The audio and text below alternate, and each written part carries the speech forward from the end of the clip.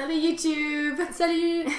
Today I've got Dominique with me. Hello. Coming from the UK. We wanted to do a video today because there's a topic that we're quite passionate about, that we're really interested in together, which are the codes of Parisian women's beauty. What do Parisian women like to do with their hair, their nails, their skincare? So we're really going to be doing the 360 degree review, I guess. I think it'd be fair to say that we both come from cultures that are pretty different on the whole from the Parisian ideal of beauty. So we thought it'd be interesting to give our perspective on what we think of your classic Parisian beauty. So, the first point we wanted to talk about is Parisian women and their hair. Oh yeah, that's a big one. I moved here just over 2 years ago now, and I immediately saw, fresh off the Eurostar, the difference between the hairstyles of particularly young women as opposed to where I came from, which was London. I would say that there's you got your two main channels of hairstyle, but they're all sort of fixated around this one idea, which is very natural, back to what God gave you, the natural colour, your natural texture, that sort of thing. And it really centres around the cut and a good quality of cut. I think you have your two options, which is super long, super natural, kind of gives the impression of being styleless, but just like subtly styled, you know. Yeah. Or you have something else which I've noticed quite a bit, which I personally really like. It's a very sharp, quite like severe, but in a good sense, either a bob or like a crop with a bit of a fringe, like quite androgynous. Yeah. There's a stereotype that French women don't care about their hair, and I would say actually the contrary. They do care a lot about their hair, but they make it look effortless. Yeah. So as Dominique said, the cut is really king. Like you have to have a beautiful cut.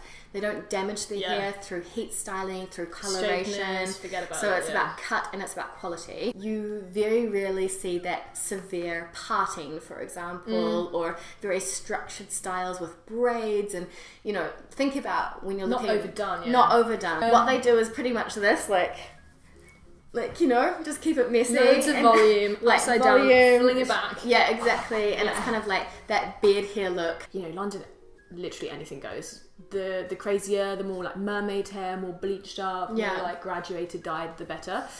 Certainly won't raise any eyebrows.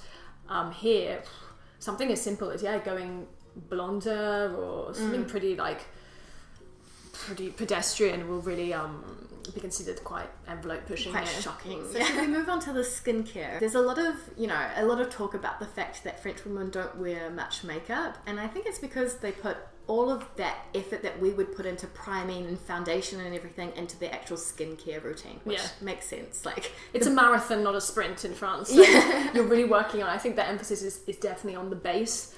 Similarly to the hair, it's all about the quality of the materials that you're working with. So they will invest their money, time, energy into skincare routine, something that they maintain for quite a lot of years. You know, I think that's something that is adopted when you're going through your teenage years.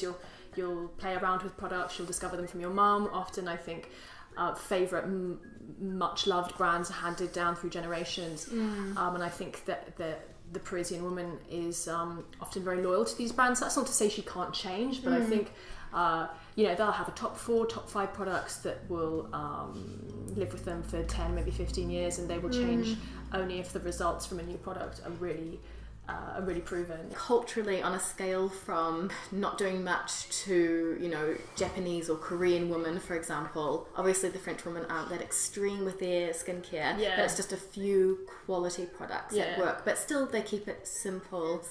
And on that note, actually coming into the makeup, so one of my favourite facts about France is that versus the UK is that in the UK, the number one makeup product that gets sold is foundation, and then the number one selling makeup item in France is lipstick. And there's a big difference in this. Foundation is like covering something up and like hiding those flaws, and lipstick is making something pop. I think it definitely comes back to the French philosophy that runs through whether it's hair, makeup, clothing, nails.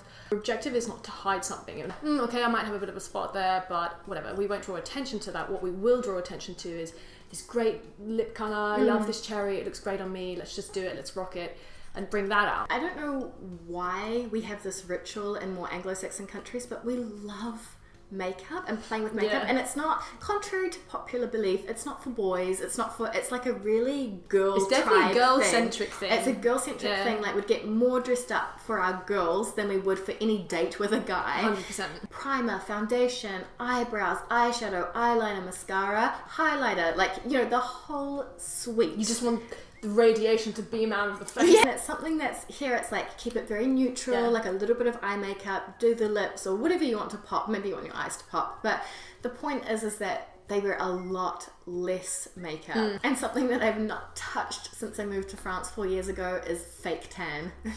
The girls here don't fake tan. I can't say that. I put on a little layer, I'll be like, I have to be super, super careful that it's really discreet, no streaks. Can't mention it. Someone will be like, oh, t'as bonne mine. And you just have to be like, yeah, you know, I sat in a park a bit this weekend. This kind of like takes us on to the next point, which is about fashion in general. I mean, we won't go into too much detail because I think you've heard all of the stereotypes, which are more or less true about Paris, which is black, navy or grey, classic, simple. They don't really have outrageous fashion, but it always looks good.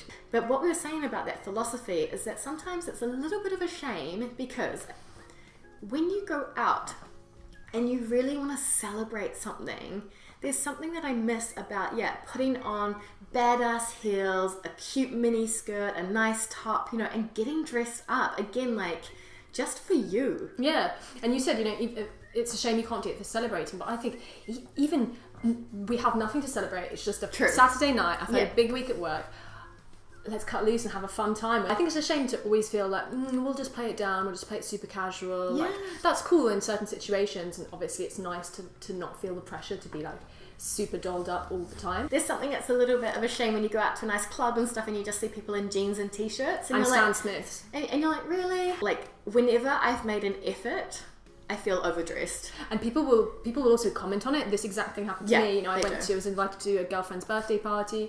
It was sort of a birthday weekend. It was she had a little country house in the north of Paris.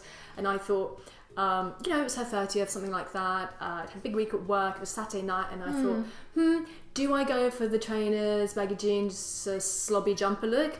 And I thought, no, you know, like, this is a big night. I'm going to have a laugh, have a drink with friends. I'm going to wear a dress. It's her birthday, right? So I turned up. I had some heels on as well. They were by English standards, they were very conservative heels. They were not like falling over, breaking ankles. They were reasonable. I turned up. Everyone looked at me, and the birthday girl went, "Why are you wearing that?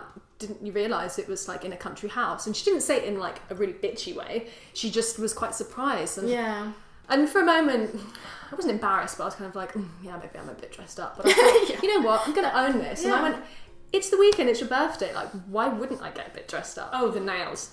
Yeah, the nails are quite a big one. I mean, I think I've definitely seen a difference in sort of nail styles compared to Anglophone cultures, because in France, as with a lot of their style and attitude to beauty, their margin of what's acceptable, that's what people do, is vastly reduced. So I'd say in France you have 3 options. You have nude, or if you're feeling really bold, a dark, so that would be a navy, a maroon, like a very dark ruby, that kind of thing, a bit vampy, or totally nude, so that's, say, like nothing, just a very clean, buffed, natural nail. And what I think is really funny as well is, where did this name come from? The French nail. So this is something that, from what I've seen, nobody in France has. No one has a French manicure. Like, this does not happen. I don't know. So the other day on the metro, like, I saw this hand like furled around the pole, you know, the stability pole, furled around, and I was obviously crushed in like this. I just saw these nails and I thought, God, that's a French manicure. I haven't seen that in about 15 years. And I was like, bet it's not on a French person. I looked up and was like, definitely not French. Not French. But you're definitely not going to see like gel tips, sparkles, like really long nails, like Rihanna style. No. Like there's definitely, as Dominique said, like a reduced limit of what's okay. And I don't think we can tackle the topics of Parisian fashion without mentioning the skinny vibe. Okay, so you guys know I did a video on why French people don't get fat, and I mentioned the je fais juste attention, this approach to like eating everything but smaller portions, and that French women are quite often thinking about, you know, keeping things small and maintaining their weight. But I had a lot of feedback on that video saying, the range of what's acceptable in Paris especially is a lot smaller. Like, it's not really acceptable to be bigger.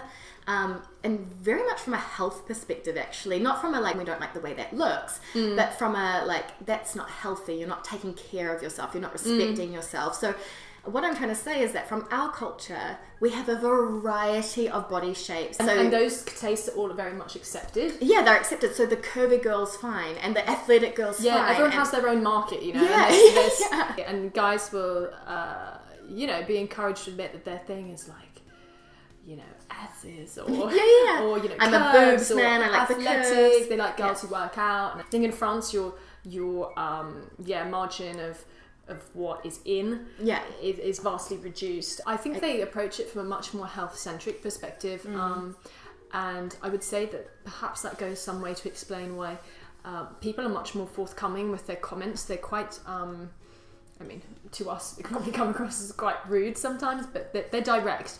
They will address something if they think you've put on a couple of pounds. Like in the UK, whether it's your friend, your boyfriend, your mum, they would definitely err on the side of avoiding that topic. In France, they would be more forthcoming with this. I think people on the flip side are way more receptive to this. I think people are less likely to take it really personally, negatively as an attack on them. Whether behind closed doors it hurts a bit, I don't know, but maybe for me that's maybe the more negative side of things is that the limit, like the range of what's okay, is so much smaller, and it's quite prescriptive. It is prescriptive, and I feel that everyone's aiming towards a similar look, and it's a bit of a shame. Which can be a shame because you're all fighting for the same beauty ideals, and okay, that's one option, but there's so many different things that make people attractive, beautiful, have their own personality, and rock their own look. And one thing I do miss is the attitude that you can go out there and express yourself, and if you want to buy some crazy heels and pair it with some sequin jumpsuit, then go for it. That's what makes you feel good. I miss that. Anyway, guys, I hope that you've enjoyed this kind of expat review of the French beauty codes, and specifically Parisian beauty codes. And I mean, it is really interesting for us because these beauty rituals are so representative of the culture here. Absolutely. And it's a really interesting way. It's not superficial at all, beauty. It's really an interesting way of understanding how people think. And what about you guys? What do you think about the French beauty standards? Let us know down below. And until the next video, we'll see you next time. A bientôt! Bye!